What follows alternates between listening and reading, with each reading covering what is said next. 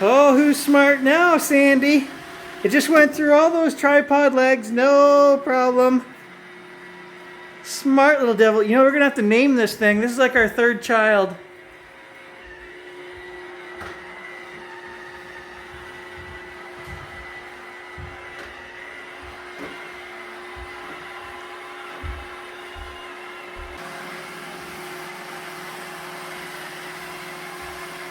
He's so good, he's doing a second pass in there.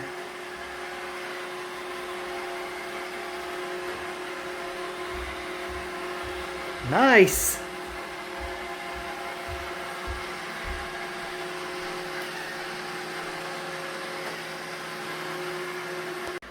I can't describe to you guys how much fun I'm having watch this thing. There he goes under the bed. Nobody cleans under the bed. That Gage. Hey?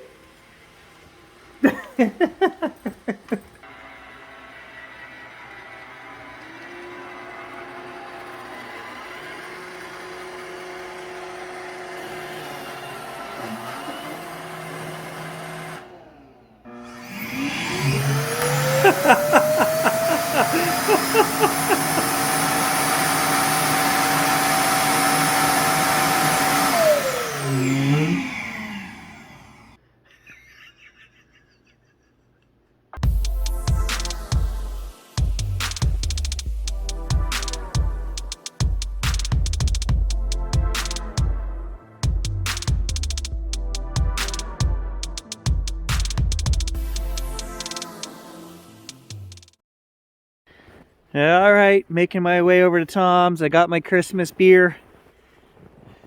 We got to work on his sled. Guess what kind of sled he has? Oh yeah, you guessed right, an Arctic Cat. All right, there's Tom's machine.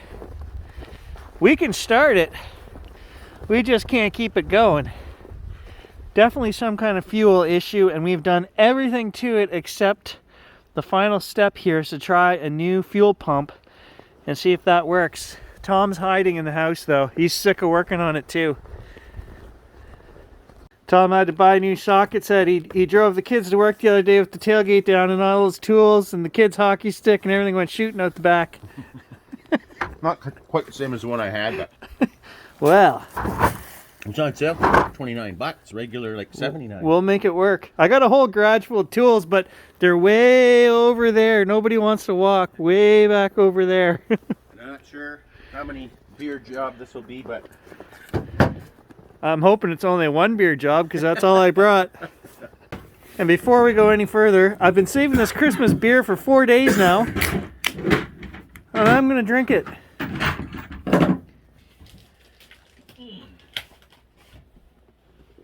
Cheers, everybody. first bump.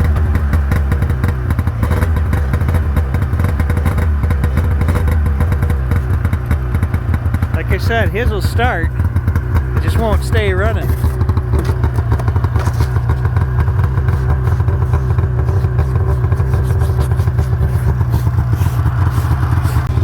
Gotta love the smell of two-stroked in the afternoon. Well, he made it from there to there. That's a good start.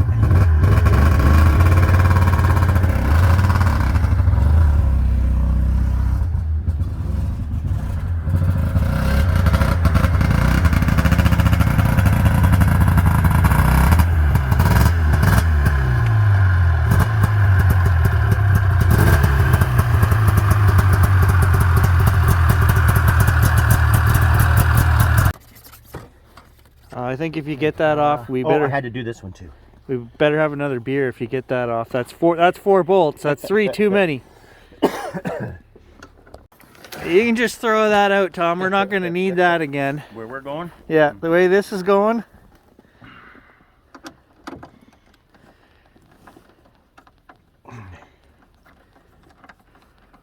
You want to buy a slightly newer one? I know a guy who might be selling one. Yeah, I can't work on 4 strokes.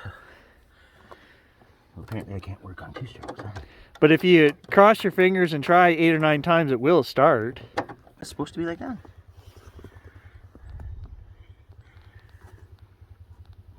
Gotta be fuel. Yeah. No, I guess they get wet when you run it like that. I hope it's only fuel. So we're at the point where we've got more parts off than on. It's kind of like the no going back at this point, so.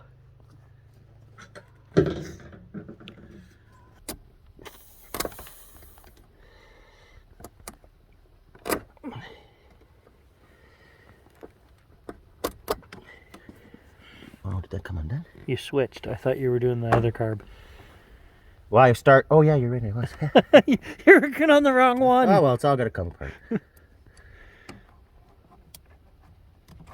That's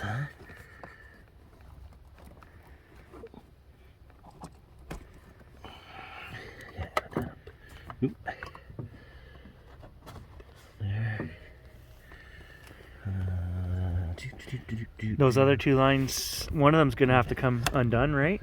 This here, I need a little wrench for this guy, but I'll do it after I get it up and out of here. Like that. So then this collar here. What else is still hooked up here? Oh yeah, these little cables here. Come on, I'll do that. This here. Okay. These here come undone. 1, 2. Okay. And then this here comes up here.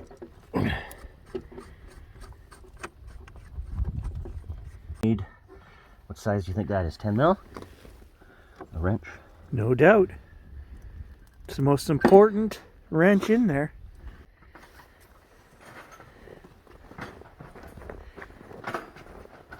I heard Tom yelling out numbers 9, 12, 8. I guess you got no 10 mil wrench.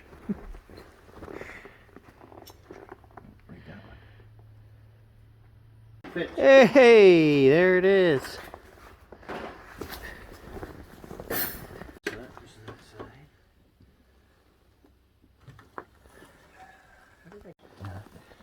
Well, my beer is done, so I'm heading home. Tom's gonna finish this. Hey, this is your idea.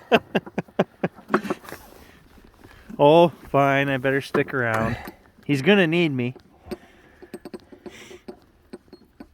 Somebody's got to hold the camera. All right, this project has come to a standstill. I'll show you why. Okay, way down there is the fuel pump. And we can get to one side, that nut right there. We can't get to the other side. Well, this one here, even, there isn't enough room to turn a wrench.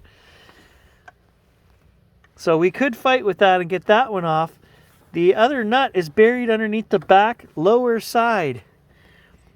We can't get in there to get it off. We don't have 12 beer, so I think this project is coming to a standstill. Sorry about your luck, Tom. Yeah. Hate to leave a fella when he's down, but see you later. I don't know. I called my buddy Tim the mechanic, but Tim doesn't answer his phone when I call anymore, so. Merry Christmas week, everybody. This is the following Wednesday after Christmas. I just got the new AM5 motherboard that we need to put in my system. So we've got a brand new Ryzen 9 16-core monster chip that we're going to be switching over to. We've been using the Ryzen 5, I think it was, the 12-core chip. We've been using that for almost 4 years. But that means we need to put in new RAM. We've got to put in a whole new cooling solution. 360 monster cooler. So a lot of work, and this is the part where Gary gets a little nervous because you start messing with motherboards and all the little finicky switches and wires, and it's one of those things where you cross your fingers at the end and you just have a 50-50 chance when you flick that switch, is it actually going to come on? Wish me luck, guys. We're going to do it. We're going to start. I have learned something in my old age, guys. I've worked on enough computers, I'll show you. I've actually got my laptop set up and running here on my workbench, which is my kitchen table. But I've learned over the years, when you can't figure something out, take the time to look it up on another computer and you will save yourself a lot of grief. I have broken my fair amount of stuff over the years, guys, and I try not to do that anymore. By a little research first goes a long ways. And I have never installed one of these new chips. They have to be installed. It's a whole new way to install it on the board, so we're going to have to look that up before. I don't want to mess this up. This is a $900 CPU, so let's get this right the first time. Ew. I don't know, man. This cooler says hassle-free mounting. Well, it looks anything other than hassle-free. Look at this is the bag of hardware that comes with it to install the thing. That's just for the cooler on the CPU. You've got to hook up fans to this rad, and it's going to be hooked up to the inside of the case on a tray that slides in and out. Okay, so we've got all the fans on there and in place. No extra screws. So we're going to actually take this and dry fit it into the case with the old system just to make sure that this slides in there with enough room. Normally, I would never recommend dry fitting, but in this instance, guys, it's okay.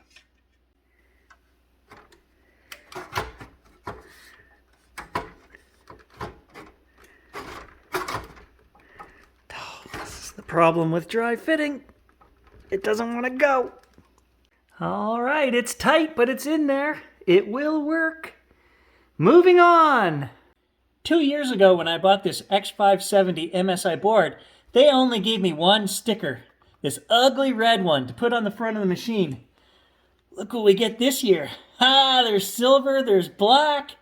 That red one is coming off because it's all about the looks. Okay, now with the video card out of the way, we've got to remove our NVMe2E drives, our hard drives. And can I do that without removing this cooler? I want to leave all this stuff intact for my nephew. I want to leave it connected to the board so that he doesn't have to repaste the CPU and everything. Okay, this step here, I'm not even joking, guys. Take photos of all the board connectors before you pull anything off, just in case you forget where something goes. Now, I know where all of these go, except there's this one little batch, and they're all individual pins that are plugged in here. And the problem is when you remove them, they power the board. They are the most important ones. So what I'm going to do is take the Scotch tape, and I'm actually going to wrap each one of those and write its position on the board. Now we're going to remove a dozen fiddly little screws, hoping that we don't drop any down inside the case. Whoa, it's out. There is only one problem. 2 of these mounts are still stuck on the bottom. I'll have to get those off the bottom of this board. Look at that, right there. There's one there and one over there.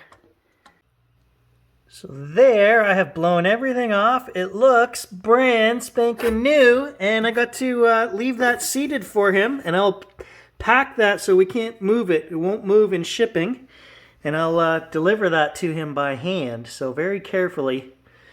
Now what I'm going to do is I'm going to mount the CPU in here, and then we're going to mount the board in here, and then we're going to hook up the cooler and all the wires and everything else. You notice Mr. Gage isn't in the kitchen anymore? Well, yeah. He dropped the pliers. I one job. I said, pass me the pliers. He dropped it. This is critical stuff, guys. I may have yelled at him, and he left. Okay, so all the wires are hooked back up. They actually tried to trick me on this board because there's no USB 2 up there, so we had to plug in over here. And then, of course, that helped immensely. Hopefully, we're going to plug this in and it's going to work. I still need to put some thermal paste on here and get that cooler hooked up. That's the last thing we need to do. See? He shows you on the video. Then we come and do it over here.